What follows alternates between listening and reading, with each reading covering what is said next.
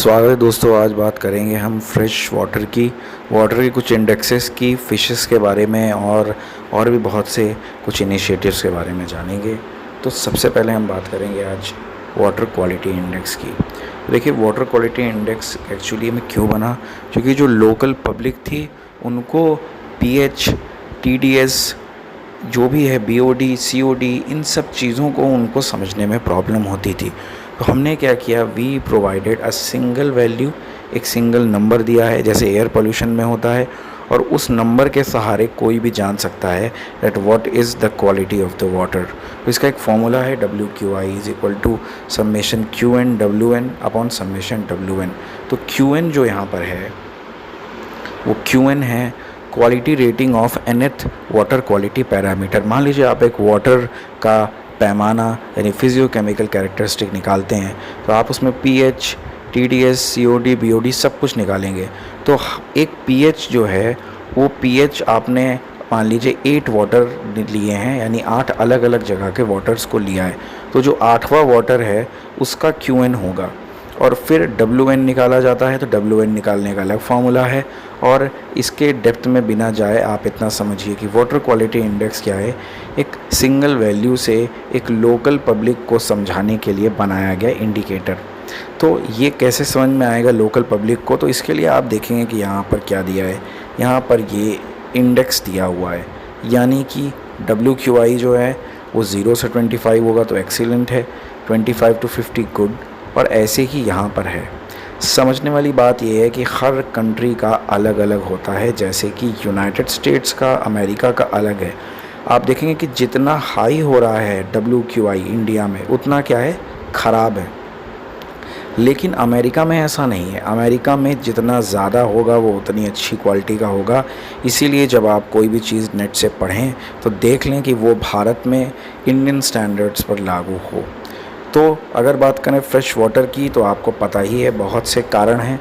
उन कारणों में कुछ को देख लेते हैं फ्रेश वाटर को ख़राब होने के। तो एक है स्टॉर्म वाटर रन ऑफ।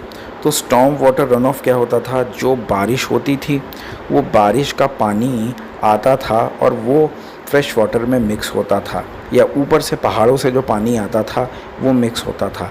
उन दोनों को ही ब्लॉक कर दिया गया है। कैसे, तो बिल्डिंग्स बन गई हैं, अब रोड्स बन गई हैं, पार्किंग बन गई हैं, और आपने देखा होगा आजकल जो फर्श है, जो रोड्स हैं, उनके बगल में टाइल्स नुमा एक अलग से रोड बन गई है। वो जो टाइल नुमा रोड है, जिसे हम फुटपाथ कहते हैं, वो वाटर को पेनिट्रेट नहीं होने देता बारिश में, और स्टॉर्म वाटर भी अगर आता है तो उसे आगे बढ़ने में वो क्या करता है, कुछ चेंजेस ला सकता है। तो ये हो गया पहला। दूसरा हो गया लॉस ऑफ फॉरेस्टेड या riparian and wetland area. Wetland ख़त्म हो रहे हैं, आपको पता है, रामसार है उसके लिए, फॉरेस्ट भी ख़त्म हो रहे हैं। तो इनसे हो क्या रहा है, जो फॉरेस्ट होता था, जो वेटलैंड होते थे, wetland can hold fresh water for a period of time. Wetland पानी को अपने पास रोक कर रखते थे, और जब पानी की ज़रूरत होती थी तो वहाँ से वो उन्हें अपहोल्ड कर देते थे, रिलीज़ कर देते थे, और वहीं पर वेजिटेशन भी उगती थी, माइक्रोब्स भी उगते थे, और कंटामिनेटेंट यानी कि जो हमारे ऐसे इन्फेक्शियस चीज़ें हैं उनको भी वो एब्जॉर्ब कर लेता था। तो अब वेटलैंड रह नहीं गई, तो वो काम भी नहीं हो रहा। फॉरेस्ट एरिया के हटने से क्या हो रहा है, फॉरेस्ट एरिया के हटने से जो वाटर एब्जॉर्ब करता था वो भी नहीं हो रहा। इंडस्ट्रियल, एग्रीकल्चरल और अर्बन जो पॉपुलेशन है उसके बढ़ने से एंथ्रोपोजेनिक एक्टिविटीज़ बढ़ रही है, और वो एक बहुत ही कॉमन कारण है फ्रेश वाटर के ख़राब होने का। तो अगर आप देखेंगे तो फ्रेश वाटर में एक बहुत इंपॉर्टेंट चीज़ है, वो है BOD, बायोलॉजिकल ऑक्सीजन डिमांड। तो बायोलॉजिकल ऑक्सीजन डिमांड जैसे ही इम्पैक्ट होती है, फिशेस हो, ह्यूमंस हो, या वाटर की क्वालिटी हो, वो चेंज होने लगती है।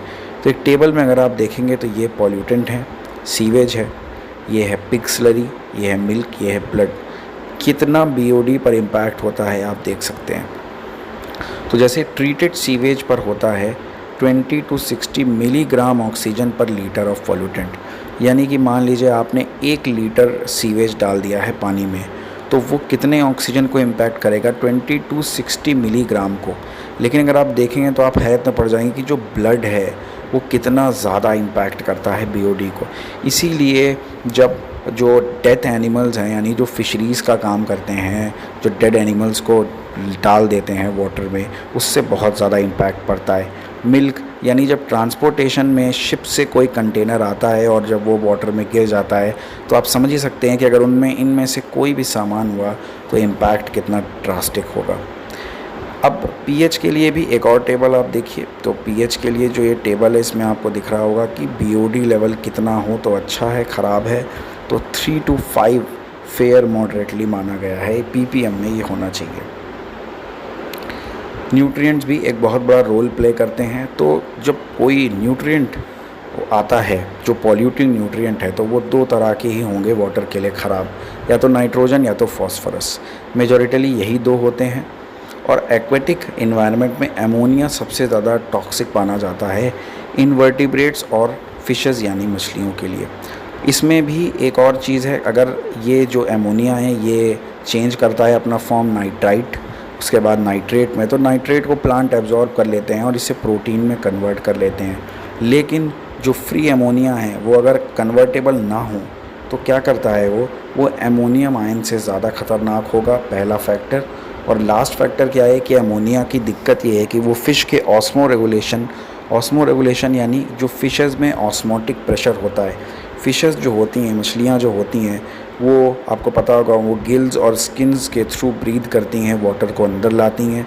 तो जो वाटर आता है उसमें NaCl यानी सॉल्ट्स बहुत ज़्यादा होते हैं, तो हाइपरटोनिक, हाइपोटोनिक, आइसोटोनिक जो आपने सॉल्यूशन पढ़ा है उस वजह से फ़िशेज़ कभी कभी हाइपरटोनिक हो जाती हैं, कभी हाइपोटोनिक हो जाती हैं और उनकी बॉडी जो है डाई कर सकती है अगर इस बैलेंस को वो नहीं बनाती हैं।